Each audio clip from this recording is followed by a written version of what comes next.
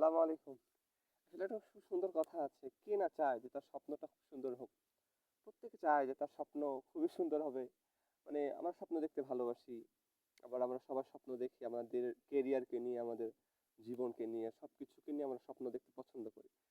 কিন্তু বিষয়টা একটু লক্ষ্য করলে দেখা যায় যে প্রত্যেকটা মানুষ যেহেতু তার স্বপ্ন দেখতে ভালোবাসে, কিন্তু এই স্বপ্নকে কতজন পারে বাস্তবে রূপ দিতে?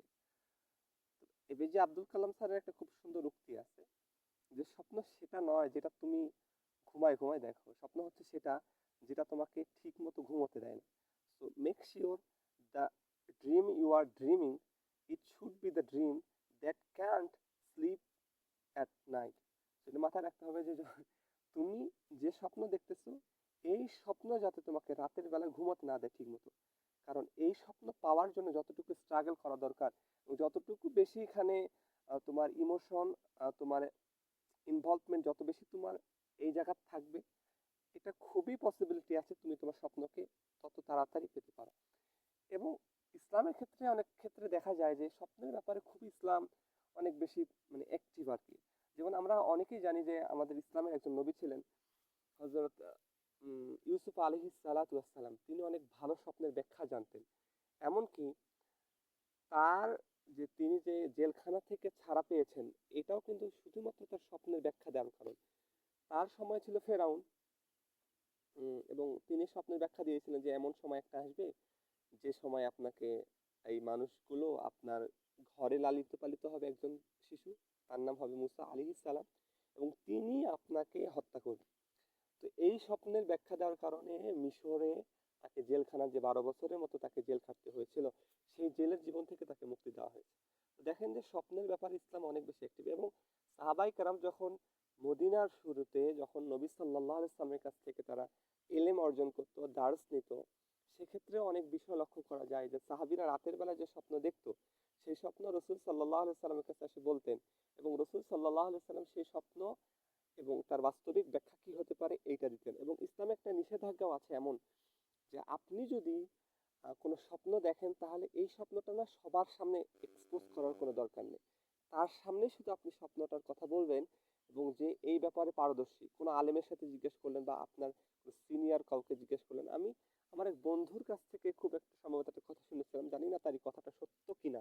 তো সে বলতো যে স্বপ্ন কাউকে বলতে হয় না, কারণ এটা ব্যাখ্যা যদি কেউ করে আর আল্লাহ যদি সেটাকে কবুল করে নেয়, এটা নাকি বাস্তব ক্ষেত্রে সেটা হওয়ার পসিবিলিটি অনেক বেড়ে যায়। এই কারণে আসলে স্বপ্ন আপনি দেখতে ভালোবাসেন, আমিও দেখতে ভালোবাসি, এবং প্রত্যেকটা মানুষ রাতের বেলা স্বপ্ন দেখে। তো আসলে ওইটা স্বপ্ন না যেটা আমরা আমাদের অনিচ্ছাকৃত ভাবে দেখি। স্বপ্ন সেইটাই যেটা আমরা ইচ্ছাকৃত ভাবে দেখি এবং যেটার কারণে আমরা রাতের বেলা ভালো মতো ঘুমাতে পারি না। অতএব যেটার কারণে যেটা পেতে গেলে আমাদের সবচেয়ে বেশি স্ট্রাগল করতে হয়, সবচেয়ে বেশি হার্ডওয়ার্ক করতে হয়, এবং সবচেয়ে বেশি আমাদের নিজেদের সময়কে সেটাতে ইনভলভ করতে হয়, এটাই আসলে মেইন স্বপ্ন। আর এইটা যত বেশি আপনি আপনার সময়কে ইনভলভ করতে পারবেন, যত বেশি আপনি আপনার আহ, মেধাকে সেখানে ইনভলভ করতে পারবেন, এই পসিবিলিটি সবচেয়ে বেশি যে আপনার স্বপ্ন তত বেশি সত্যি হবে। তো এই কারণে স্বপ্ন দেখতে হবে, এবং সবচেয়ে বড় স্বপ্ন দেখতে হবে। দ্বিতীয়ত হচ্ছে কোনো স্বপ্ন যদি আমরা দেখে ফেলি, সেই স্বপ্ন আহ, ঘুমের মধ্যে, তাহলে সেটা অনেক ভালো কোনো স্কলার বা ভালো কোনো আলেম বুজুর্গদের কাছ থেকে এটা ব্যাখ্যা জেনে নিতে হবে। আর দ্বিতীয়ত বাস্তবিক ক্ষেত্রে দুনিয়ার ক্ষেত্রে আমরা যে সমস্ত 3 নাম্বার যেটা দুনিয়ার ক্ষেত্রে আমরা যেটা স্বপ্ন দেখি, সেটার জন্য আমাদের অনেক বেশি পরিশ্রম করতে হবে, হার্ড ওয়ার্ক করতে হবে, এন্ড আল্লাহর কাছে সবচেয়ে বেশি দোয়া করতে হবে যাতে আল্লাহ সুবহানাহু ওয়া তাআলা আমাদের সবাইকে আমাদের যে লক্ষ্য, যে স্বপ্ন, যে উদ্দেশ্য, এটা যাতে আল্লাহ আমাদেরকে কবুল করার তৌফিক দান করে দেয়। আরেকটা শেষ কথা বলে আমরা শেষ করবো, সেটা হচ্ছে যে দেখেন একটা মানুষ কিন্তু পৃথিবীতে গরিব হয়ে জন্মগ্রহণ করে, কিন্তু সে যদি গরিব হয়ে মৃত্যুবরণ করে, তাহলে কিন্তু এটা হলো না। কারণ আল্লাহ সুবহানাহু ওয়া তাআলা সে কোথায় জন্মগ্রহণ করবে, এটা আল্লাহ সুবহানাহু ওয়া তাআলার হাতে ছিল, তার হাতে ছিল না। বাট সে কিভাবে মৃত্যুবরণ করবে, সে কিভাবে তার সময়কে, তার মেধাকে, তার শ্রমকে, এই যে তার 63 বা 50 বা 40 বছরের জিন্দেগি বা জীবন সে কিভাবে কাটাবে, it's all about depend on her or his, তার উপরে এটা ডিপেন্ড করে।